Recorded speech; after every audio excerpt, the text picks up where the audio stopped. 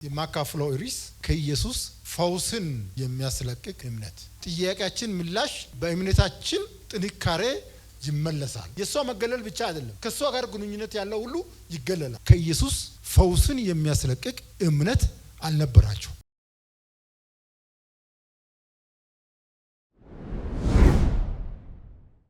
አጋጣሚ ደስ የሚለኝ ከራሴ ህይወት ጋር የተያያዘ ቃል ሳካፍል ነው ደስ የሚለኝ። መንፈስ ቅዱስም ያን እንዳካፍል ይመረኛል እና ዛሬ አጋጣሚ ሆኖ የእግዚአብሔር ፈቃድ ሆኖ ስለ እምነት ነው። እምነት መሰረታዊ ነው። ክርስቲያኖች እዚህ የመጣነው እምነት ስላለን ነው።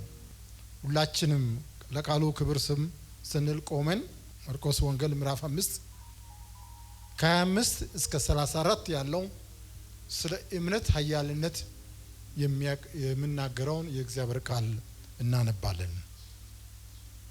በጌታ ስም አነባለሁ። ከ12 ዓመት ጀምሮ ደም የሚፈሳት ሴት ነበረች። ከብዙ ባለመድኃኒቶች ብዙ ተሰቃየች። ገንዘቧንም ሁሉ ከስራ ባሰባት እንጂ ምንም አልተጠቀመችም። የኢየሱስን ወሬ ሰምታ በስተኋላው በሰዎች መካከል መጣ ልብሱን ዳሰሰች። ልብሱን ብቻ የዳሰስኩ እንደሆነ እድናለሁ ብላለችና ወዲያውኑ የደሟ ምንጭ ደረቀ። ከስቃዩም እንደዳነች በሰውነቷ አወቀች። ወዲያውም ኢየሱስ ከእርሱ ኃይል እንደወጣ በገዛ ራሱ አወቀ። በሕዝቡ መካከል ዘውር ብሎ ልብስን የዳሰሰ ማን ነው? ልብስን የዳሰሰ ማን ነው አለ። ደቀ መዛሙርቱም ሕዝቡ ሲያጋፋ እያየ ማን ዳሰሰ ትላለህኒ አሉት። ይህንን ያደረገችውን ለማየት ዘውር ብሎ ይመለከት ነበር። ሴቲቱ ግን የተደረገላትን ስላወቀች እየፈራች እየተንቀጠቀጠች መታ በፊቱ ተደፋች። እውነቱን ሁሉ ነገረች። እርሱም ልጄ ሆይ እምነትሽ አድኖሻል፣ በሰላም ሂጂ፣ ከስቃይሽ ተፈወሺ አላት። አሜን እንላለን። እግዚአብሔር የተመሰገነ ይሁን። የማይመለከተው ሰው ያለ አይመስለኝም። ያለ ጥያቄ የመጣ ሰው እዚህ ጉባኤ ውስጥ ያለ አይመስለኝም። ጥያቄያችን እንደዚች ሴት ደም መፍሰስ ላይሆን ይችላል። የኔም ጥያቄ በእግዚአብሔር ፊት ያለው ደም መፍሰስ። የማካፍለው ርዕስ ከኢየሱስ ፈውስን የሚያስለቅቅ እምነት። ጥያቄ ለኢየሱስ ይዤ ነው የሚቀርበው። እያንዳንዳችን ኢየሱስ ፊት ስንቀርብ ጥያቄ ይዘን ነው የምንቀርበው። ጥያቄያችን ምላሽ በእምነታችን ጥንካሬ ይመለሳል። በዚህ ቃል ተመስርተን እንጸልያለን። እግዚአብሔር እንዲያስተምረን። እግዚአብሔር አብ የእውነት አምላክ፣ ሁሉን የምትችል፣ ሁሉን ያደረክ፣ እየፈጸምክ ያለ፣ ወደፊትም የምትፈጽም አንተ ስለሆንክ በአንተ ፊት ቀርበናል። ይሄ ጉባኤ ጥያቄ ይዞ መጥቷል። በጌታ በኢየሱስ ክርስቶስ ስም በዚች ሴት የተደረገው ፈውስ ለእኛም ይሁን። በዚች ሴት እግዚአብሔር አምላኬ ክንዲ ተገልጧል። ፈውስ ከኢየሱስ ወጥቷል። በዚህ አይነት በጥያቄያችን በዚህ ቃል መሰረት የእግዚአብሔር ፈውስ እያንዳንዳችን ያገኝ። ይህ ቃል የእምነታችን መሰረት ምሰሶ። ክርስቲያን ተብለን ያለ እምነት ያውም ጠንካራ እምነት ከሌለ ቦታ የለውም። ከእግዚአብሔር ኃይል ለመስለቀቅ ምላሽ ለማግኘት የሚያስፈልገው እንደዚች ሴት ያህል ነው። ስለዚህ የማካፍለው ርዕስ ከኢየሱስ ፈውስን የሚያስለቅቅ እምነት ከኢየሱስ ፈውስን የሚያስለቅቅ እምነት። ይሄ እምነት ያስፈልገናል። ካመነን ላይቀር ከእግዚአብሔር ጋር ተጣብቀን ከኢየሱስ ሁሉም የሚያገኘው ሌሎች ያገኙትን ማግኘት እንችል የእምነት ጽናት ያስፈልገናል። በዚህ አንፃር የህይወታችን ምላሽ የሚሹ ጉዳዮች ሁሉ በእግዚአብሔር ፊት እናቀርባለን። እኛ ክርስቲያኖች ከሌሎች የተለየ ተጨማሪ ህዋስ አለን። 5ቱ የስሜት ህዋሶች በባዮሎጂ የሚታወቁት እነሱም ማየት፣ መስማት፣ ማሽተት፣ ማዳመጥ ሲሆኑ እኛ ደግሞ ተጨማሪ እምነት የሚባል የስሜት ህዋስ አለን። የማይዳሰስ ስሜት ህዋስ አለን። ከሌሎች የተሻለ ዓለምን የምንረዳ፣ አካባቢያችን የምንረዳ፣ ሁኔታዎችን የምንረዳ ሰዎች ነን። ስለዚህ ለክርስትና ህይወታችን ዋጋ እንሰጣለን። የራሳችን አሳንሰን አናይም። እምነት ያለን ኢየሱስ ያለን ሰዎች ነን። ሰዎች ነን። የእምነት ትርጉም በተመለከተ በዕብራውያን ምዕራፍ 11 ወደ 27 የሚሆኑ አባቶች እምነታቸው ምን ያህል እንደሆነ ተዘርዝሯል። ማንበብ ይቻላል። ብዙዎቻችን አንብበናል፣ ግማሾቻችን ሰብከናል። ግን ለዚህ ክፍል እንዲሆን ዕብራውያን ምዕራፍ ቁጥር 11 ብናነብ ጥሩ ነው። ስለ እምነት ምንነት የሚገልጽ እምነት ተስፋ የምናደርገውን የሚያስረግጥ። ምንድነው ተስፋ የምናደርገው? እኛ ክርስቲያኖች ተስፋ የምናደርገው ምንድነው? የኢየሱስ ክርስቶስ ዳግም ምጽአት፣ ዘላለም ህይወት፣ ለዛ የሚያደርሰው ቃሉ የሚያዘውን ነገር፣ ቅድስና፣ ህይወት። እያንዳንዱን ከዘፍጥረት ራእይ መናገር አልችልም፣ ግን የመጨረሻው ግብ ዘላለም ህይወት፣ ዳግም ምጽአት፣ ዘላለም ህይወት ተስፋ ይሰጠን። ይህን የሚያስረግጠው ምንድነው? እምነት ነው። ወንድሞችና እህቶች፣ ጉባኤ አባላት፣ እምነት ነው የሚያስረግጠው። የማናየው ነገር አናይም፣ የማናየው ነገር የሚያስረዳ ነው። መነጽር ነው እምነት። የማናየው ነገር የሚያስረዳ መነጽር ነው። ክርስትና ያለ እምነት ባዶ ነው። ጥያቄያችን ለእግዚአብሔር ለኢየሱስ ክርስቶስ እናቀርብ፣ ያለ እምነት ከንቱ ነው፣ ልፋታችን ከንቱ ነው። ዕብራውያን እዛ 11:3 ላይ ብንመለከት ምን ይላል? ዓለሞች በእግዚአብሔር ቃል እንደተዘጋጁ፣ ስለዚህም የሚታየው ነገር፣ አሁን እዚህ የሚታየው ነገር ከሚታየው እንዳልሆነ በእምነት እናስተውላለን። አሁን የምናየው ነገር ከሚታየው እንዳልሆነ በእምነት እናስተውላለን። ማንነኛ? ክርስቲያኖች። ሌላውማ ኢቮሉሽን፣ ማቴሪያሊስቶች ሌላ ማቴሪያል ሌሎች ሀሳቦችን ያመጣል። ለኛ ግን በእምነት እንደሆነ እናምናለን። እነዚህን ነገሮች መነሻ ይዘን እቺ ሴት በእምነት ኃይል ከኢየሱስ ፈውስን የተቀበለችውን ሴት ታሪክ ትንሽ ውስጥ ገባ ብለን ከራሳችን ጋር እየፈተሸን፣ እኔም ከራሴ ጋር አይቼ ጸልየበት ነው ያቀረብኩት። ከራሳችሁ ጋር ይዛመዳል ብዬ አስባለሁ። እግዚአብሔር ይረዳናል። እቺ ሴት ቁጥር 25 እና 26 በክፍሉ የተጠቀሰው ለ12 ዓመታት ደም የሚፈሳት ሴት። ወንዶች በተለይ እህቶች በዚህ አይነት ሁኔታ ቢኖሩ ምን ያህል ሁኔታ እንደሚፈጠር እኛ ወንዶችም መገመት እንችላለን። ይሄን ደግሞ ለመፍትሄ ለማግኘት ብዙ የሚለው ቃል ብዙ ሐኪሞች ጋር የሄደች የመጨረሻውን የሞከረች ነው። ገንዘቧን ደግሞ ሁሉ ይላል፣ ትንሽ አይደለም፣ ሁሉ። ይሄን ቃል በደንብ አውቄ ነው ስትሬስ የማደርገው። የጨረሰች። ከዚህ በኋላ ደግሞ በሽታው ከመሻል ይልቅ ምን ሆነ? የባሰባት ደም ስለምንፈስ በማህበረሰቡ እንደምን ትቆጠራለች? እንደ እርኩስ። እሷን የሚነካ የሚያናግር ማህበረሰቡ ይገለላል። የሷ መገለል ብቻ አይደለም፣ ከሷ ጋር ግንኙነት ያለው ሁሉ ይገለላል። ትዳር መኖር ልጅ ማግኘት አይደለም፣ ከሷ ጋር መገናኘት ሰላም ማለት ሁሉ በእስራኤል ደንብ ክልክል ነው።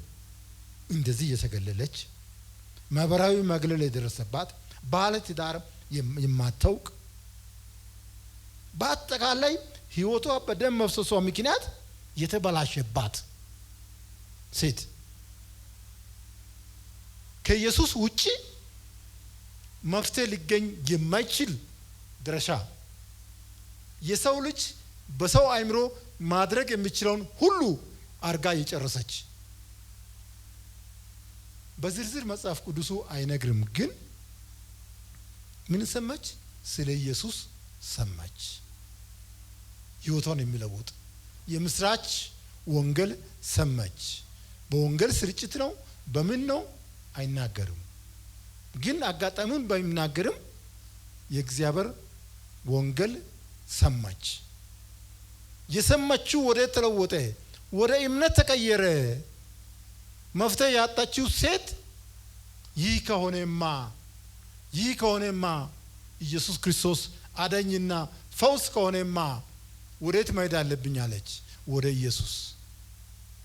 እኛ ክርስቲያኖች አምነን ተቀብለን ስለ ኢየሱስ ሰምተን የተቀበለን ሰዎች ከዚች ሴት ያነሰ እምነት ሊኖረን አይገባም። እግዚአብሔር ይርዳና። አሜን እንላለን። እግዚአብሔር እንደራለ አሜን እንላለን። ጉባኤ አባላት ማዳመጣችሁም ሐሳቡን መቀበላችሁን ለማረጋገጥ ነው። ለእግዚአብሔር ክብር ነው፣ ለቃሉ ክብር ነው። አሜን እንምንለው ለቃሉ ክብርና ለእግዚአብሔር ክብር አሜን እንላለን። ስለዚህ የኢየሱስ ክርስቶስ አዳኝነትና ፈዋሽነት ሰማች። የእምነቷ ስፋት ጥልቀት በውስጧ ተፈጠረ። በዛ ቅጽበት ተፈጠረ። ኢየሱስን ለመከተል ወሰነች። መፍትሄ ለማግኘት ኢየሱስን የሚከተሉ ሰዎች ብዛትና ግፊያ አየች። ይሄን ሁሉ ተቋቁማ እንደምንም ተጋፍታ እንዴት እንደተጋፋች እንዴት እንደደረሰች እግዚአብሔርና እሷ ነች የምናውቀው። ግን ምንድነው ያደረገችው? የልብሱን ጫፍ ብነካ እድናለሁ ብላ አመነች። ከእምነትም የተለየ ይሄ ምንድነው? ይህ እምነት ያልተለመደ ነው። ከዚህ በፊት ልብስ ተነክቶ የዳነ ሰው ሰምቶ ተጽፎ ወንጌላት ውስጥ የለም። እቺ ሴት ያመነችው ከዚህ በፊት ልምድ ቀስማ ከሌሎች ኮርጃ አይደለም። በራሷ ሐሳብ እንዴት አርጋ የፈውስ ኃይል እንደምታስለቅቅ ያመነችው ልብሱን ጫፍ መንካት ብቻ ነው። ምክንያቱም ከዚህ በፊት እንዲህ አይነት ነገር የዳነ ሰው የለም። እንዴት አድርጋ እንደደረሰች ባይታወቅም የኢየሱስን ልብስ ጫፍ ምን አደረገች? እንደምንም ተጋፍታ ነካች። ይሄ ሆነ። ይሄ ማለት ከኢየሱስ ጋር ተገናኘች። ችግሯን የምንፈታው አካል ጋር ተገናኘች። በእምነት ኃይል ተገናኘች። ከዛ በኋላ ቅጽበታዊ ፈውስ ወዲያውኑ ይላል። ቅጽበታዊ ነው። ቅጽበታዊ ፈውስ የደሟ ምንጭ ደረቀ፣ ከስቃዩም ዳነች፣ በሰውነቷ አወቀች። ቅጽበታዊ ነው። እኛ በሙያዬ ሐኪም ነኝ። በሽተኛ በቅጽበት አይድንም።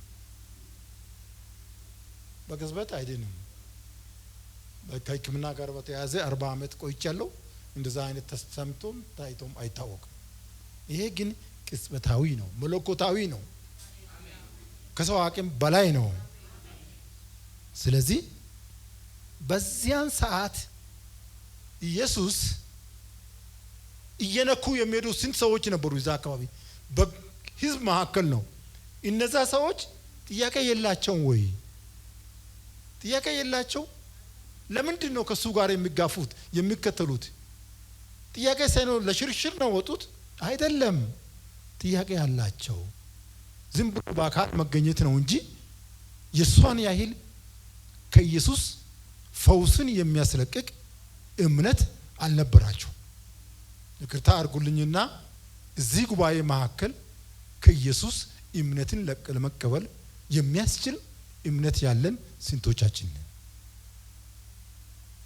መተናል ሁላችንም ጥያቄ ይዘን እንደዛ እንደ አጃቢዎቹ ኢየሱስ ክርስቶስን እየተጋፉ እንደሚሉ ሰዎች ተጋፍተን ለማሄድ ነው ወይስ ፈውሳችን ይዘን ለማሄድ ነው? ቻሌንጅ አደርጋለሁ እናንተን በኢየሱስ ስም እምነታችሁን ፈትሹ። የሚጋፉ ሰዎች ናቸው ግን ነገር ግን ከመነካኩት ውስጥ እምነት የጎደላቸው ስለሆነ ፈውስ ሊያስለቅቁ አልቻሉም። ዛሬ ይህ ጉባኤ አባል ይዞ የመጣውን ነገር በኢየሱስ ፊት አቅርቦ እንቆቅልሾቻችን ምላሽ እንዲያገኝ የእምነታችን ልክ ምን ያህል ነው? ከእግዚአብሔር ጋር መነጋገር ነው። ከእግዚአብሔር ጋር መነጋገር ነው። ምላሽ እንዲያገኝ ጥንካሬና ጥልቀት ያስፈልጋል። ቁጥር 30 ላይ ስንመለከት ሴትዮዋ ድነቷን እንደተቀበለች ጌታ ኢየሱስ ክርስቶስ አውቆ ወዲያውኑ ከርሱ ኃይል እንደወጣ ስላወቀ ልብሰን ይዳሰሰ ማን ነው አለ። ሌሎች ሲዳስሱ አልጠየቀም። ኃይል የሚያስወጣ እምነት ስላገኘ እቺ ሴት አስለቅቃለች።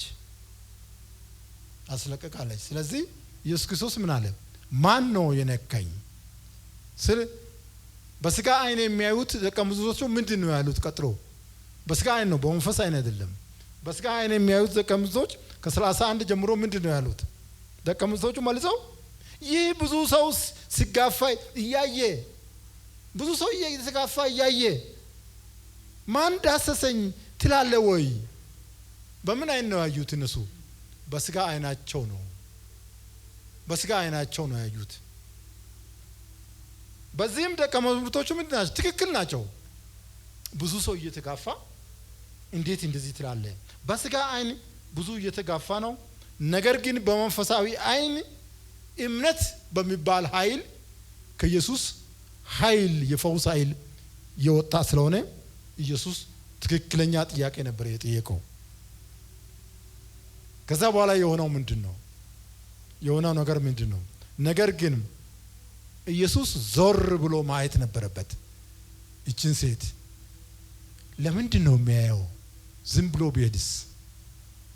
እሷም ተደብቃ ብትሄድስ? ብዙ ችግር አለ። ስለዚህ ያ ጉባኤ መማር አለበት። ያለ እምነት የሚጋፋው ያለ እምነት ኢየሱስ ጋር የሚጋፋው መማር አለበት። እኛም ዛሬ መማር አለብን። ለኛም ሲባል ነው የተጻፈው። ኢየሱስን ፈልገን ስንመጣ በጎደሎ እምነት ከመጠን በቂ ምላሽ አናገኝም። ስለዚህ የኢየሱስ ክርስቶስ ወደ ኋላ ማየት ብዙ ትርጉም አለው። ስለዚህ ብሎ ለማየት ሲሞክር ፈውሷን የተቀበለችው ሴት በኢየሱስ ፊት እየፈራች እየተንቀጠቀጠች በመውደቅ ስለ ራሷ ማንነት ምን አደረገች? አስረዳች። እውነትን መናገር በእግዚአብሔር ፊት በዚህ አይነት መድረክ ላይ የማይታለፍ ጉዳይ ነው። ያው እውነቱን ተናገረች። አሁን እሷ በድብቅ ነው ያደረገችው። በድብቅ ነው። ልብሶን የነካ ማን ነው? እግዚአብሔር ኢየሱስ ብቻ ነው የሚያውቀው። ግን ኢየሱስ ክርስቶስ በአደባባይ የተዋረደችውን ሴት በአደባባይ አከበራት። አሜን በሉ። በአደባባይ አከበራት። እየተናገረው ነገር በአደባባይ ነው። ከዚህ በላይ ሽልማት የለም። በአደባባይ ሁላችንም በውስጣችን ለሰው ያልነገረው ምስጢር አለ። እኔ ማወቅ አልፈልግም። እኔም የራሴ ምስጢር ያለኝ ሰው ነኝ። በእግዚአብሔር ፊት ያቀረባችሁትን ጥያቄ እግዚአብሔር በአደባባይ በአዋጅ ምላሽ ይሰጣል። በአደባባይ በእንደዚህ ሴት በአደባባይ በአዋጅ ምላሽ ይሰጣል። በድብቅ ያደረገችውን ኢየሱስ ክርስቶስ ሲያውጅ ተመልከቱ። በአደባባይ አሳወቀ። እኛም ብንሆን ጥያቄያችን በድብቅ ለኢየሱስ ክርስቶስ አቅርበናል። ቁጥር 34 ምንድን ነው የምለው? ኢየሱስም ልጄ ሆይ በአደባባይ ልጄ ሆይ እምነትሽ አድኖሻል፣ በሰላም ሂጂ፣ ከስቃይሽ ተፈወሽ። ከእንግዲህ ማግለል የለም። ምስክርነቱን የሰጠው ጌታ የሆነው ኢየሱስ ነው። ስለዚህ ተፈውሶን ይዛ ማህበረሰቡ ውስጥ ትገባለች። ትዳርም ልጅም ይኖራታል ብለን እንደ ሰው እናስባለን። ማህበራዊ ኑሯ ተመለሰ ማለት ነው። ስለዚህ አካላዊ ፈውስ፣ ሰላም በመስጠት ደግሞ መንፈሳዊ ፈውስ ሁሉንም እግዚአብሔር ሰጣት። ይህ አዋጅ የተነገረው በአደባባይ ነው። በብዙ ሕዝብ ፊት በመሆኑ ርኩስነቷ በኢየሱስ አዳኝነትና ፈዋሽነት በአዋጅ ምን ሆነ? ተሻረ። በደንብ ተሻረ። ርኩስነቷ ተሻረ።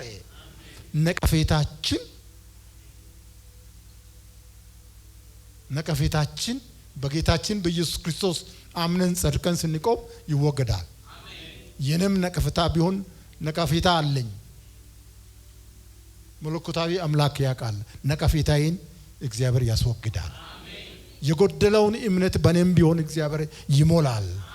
እያንዳንዳችን በተሟላ እምነት ነቀፌታችን እንዲወገድ እግዚአብሔር ይርዳን። እግዚአብሔር ይርዳን። ቃሉ ከኛ ጋር መዋሄድ እንድንችል መንፈስ ቅዱስ ያግዘን። መንፈስ ቅዱስ ያግዘን። ይህ ጉባኤ አባል ይህን ታሪክ ሲሰማ ከራሳችን ህይወት ጋር አያይዘን ምንድነው የምሰማን? ሁላችንም በልዩ ልዩ ጥያቄና እንቆቅልሽ ውስጥ ያለን እንዳለን እርግጠኛ ነኝ። ስለዚህ የኢየሱስ ክርስቶስ አዳኝነትና ፈዋሽነት ወደ ጥያቄያችን እንዲመጣ ምን ማድረግ አለብን? ይሄ የቤት ስራ ነው። ይዘን መሄድ አለብን። ከዚህ ስንወጣ እንደ ቤተሰብ፣ እንደ ግለሰብ። ስለዚህ እንደዚህ ሴት ጥያቄያችን እንቆቅልሻችን ሁሉ እንድመለስ የነጻነት አዋጅ እንድነገርልን ምን ማድረግ አለብን?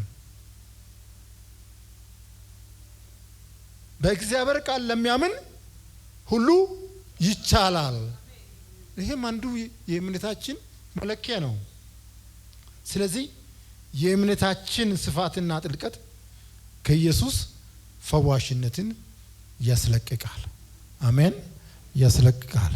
ስለዚህ ወንድሞችና እህቶች፣ የዚህ ጉባኤ አባላት በዚህ ተለዋዋጭ የሆነ ዓለም ውስጥ የማይለወጥ የማይቀየር ኢየሱስ ክርስቶስ ትናንትም ዛሬም ያው ነው።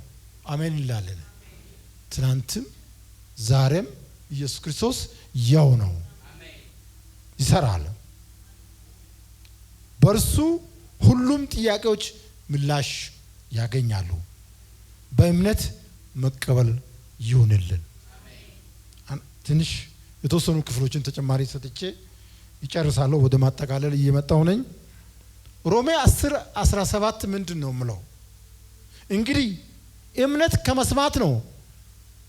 እቺ ሴት ሰማች፣ አመነች፣ ከዛ ተግባር አረገች። የምንሰማው ነገር ይህ ቃል በሕይወታችሁ ስጋ ይልበስ። በሕይወታችሁ ስጋ ይልበስ። መስማት የምንድነው? የእግዚአብሔር ቃል ነው። የምንሰማው የእግዚአብሔር ቃል ነው። ቃሉ ሕይወት አለው። በእናንተ ላይ በእኛ ላይ ሕይወት ይስራ። አሁንም ቃሉን እየሰማን ቀጣይ በግላችን ማድረግ ያለብን ሁሉ ማድረግ ይጠበቅብናል። በተጨማሪ የእግዚአብሔር ቃል ምን ይላል? ያዕቆብ ምዕራፍ 1:6 ላይ ያስጠነቅቀናል ስለ እምነት። ነገር ግን በምንም ሳይጠራጠር፣ ይህን ልብ አድርጉ በጣም ሳይጠራጠር በእምነት ይለምን። ሳይጠራጠር የሚያደርገውን ሳይጠራጠር ይለምን። የሚጠራጠር ሰው በነፋስ የተገፋና የተነቃነቀ የባህር ማይበል ይመስላል። ከዚህ ውድቀት ይሰውረን። መተን በዚህ አይነት ሁኔታ መንሸራተት እንዳይሆን እግዚአብሔር ይጠብቀን። ያለ እምነት እግዚአብሔርን ደስ ማሰኘት አይቻልም። ጥንቃቄ እናደርጋለን ማለት ነው። ስለዚህ መጨረሻ ላይ ለማጠቃለል 1 2 3 ነጥቦችን አንስቼ እጨርሳለሁ። በክርስትና ሕይወት በእምነት የተነከረን መሆን ይገባናል። ለዚህ መሰረታዊ ነገር በቃሉ ጥናትና በጸሎት በሁለቱ በቃሉ ጥናትና በጸሎት መትጋት ይጠበቅብናል።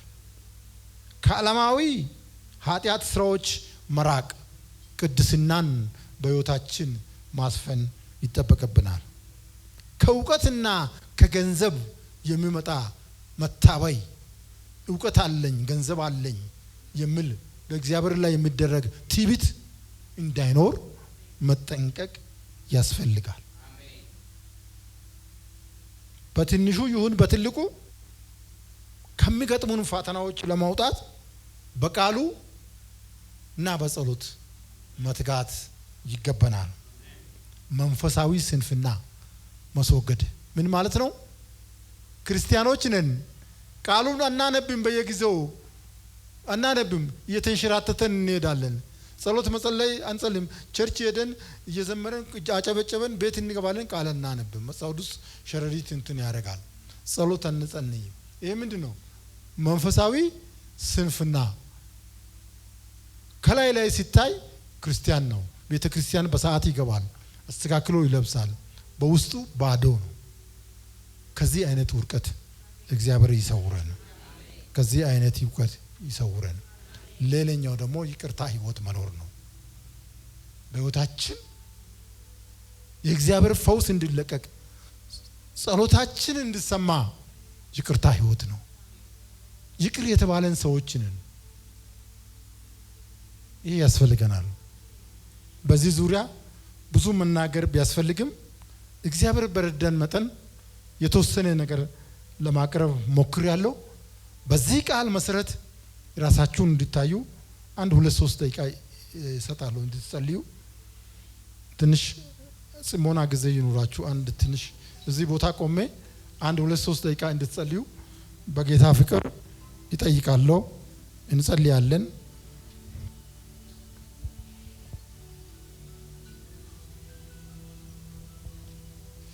ሀሳባችን ሰብስበን አጭር ጸሎት አልጌ እወዳለሁ። እግዚአብሔር በረዳን መጠን ቃሉን ለመከፋፈል ሞክረናል። ስንቶቻችንን ጥያቄያችን እንዲመለስ በኢየሱስ ፊት በእምነት የምንቀርብ በቃሉ መሰረት ከኢየሱስ ኃይል የሚያስለቅቅ እምነት እንዲኖረን እግዚአብሔር ይርዳን።